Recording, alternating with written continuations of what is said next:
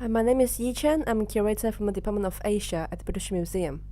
Could you tell us why you've chosen this feeding history exhibition? Well, first of all, I think there are actually increasing interest from the public on food. And also in the museum, I think we don't usually present enough about food, a very important topic in human life.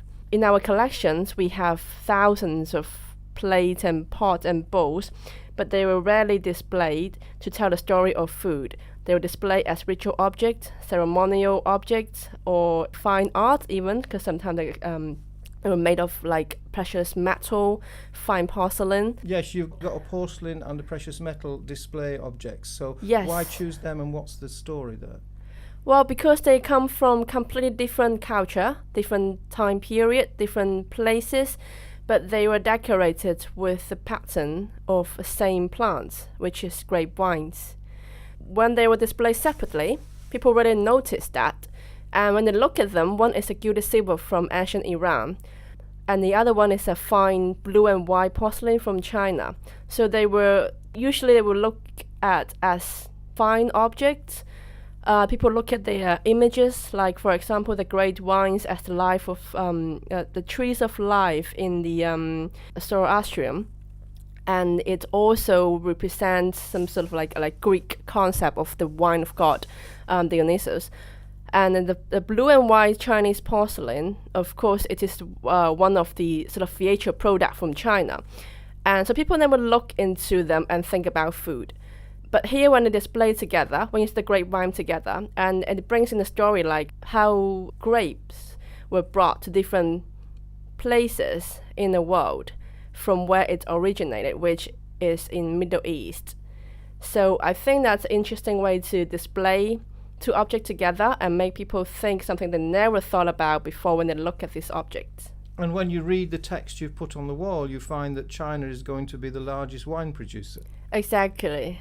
By doing that, we try to bring in the power factor in the whole food system, or how people how human have been handling our food resources. Because whenever you get a new ingredient in your local diet, it's always happen at the time that either you're having your power, your political or economic power expanding, and that's how you reach other places to get new food ingredients. Or it's some other places expanding and they reach your area and they brought you new stuff.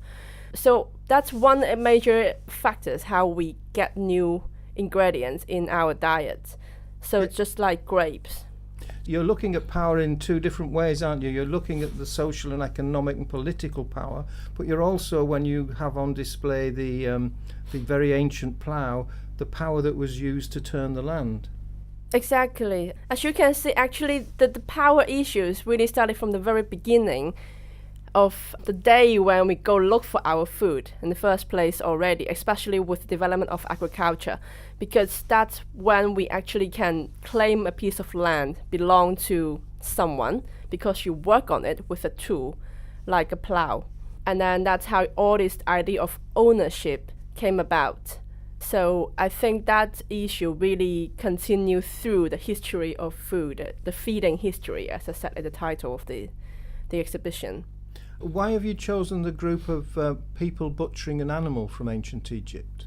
Because of two things. One is because agriculture came with domestication of animals and plants.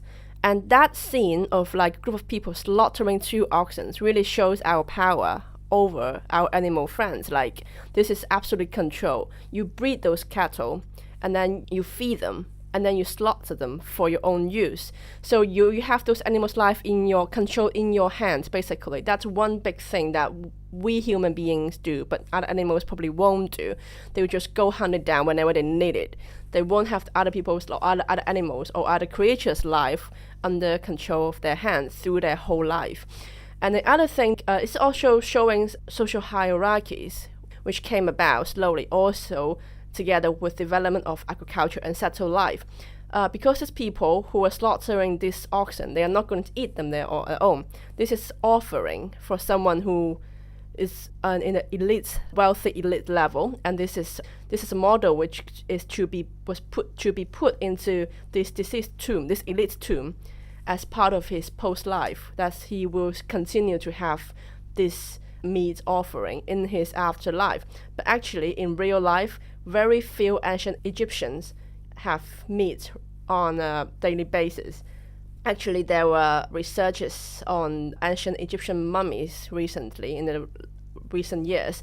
Actually, most mummies they have identified, they're all vegetarians. So very few people in ancient Egyptian society can afford having meat regularly. They were only consumed on ceremonial occasions or by the elites on a regular basis. Yeah. Another display you have juxtaposes a kind of rather old film from the United States. Oh, yes. With a sculpture of wire intertwined. What's the dynamic you're identifying there? It's really posed two contrasting voices from two different groups of people in North America at that time. So the barbed wire was a contemporary artwork by a Native American artist called Pat Courtney Gold. And for her, the barbed wire represents a very sad story that her tribe or the Native American communities have been forced out or fenced out from their homeland and from their traditional food resources as well. Because for her tribe, they need to assess that piece of land, their homeland, for a particular food, a plant called kama lilies at that time as their major staple. But since they have been forced to leave that area, there's forced a relocation of the Native American communities. So they have lost access to their traditional food resources and land as well. So you can see two fabric strips tied on the barbed wires. So on the artwork, it presents the hardship that they had to endure because they have been fenced out from their land.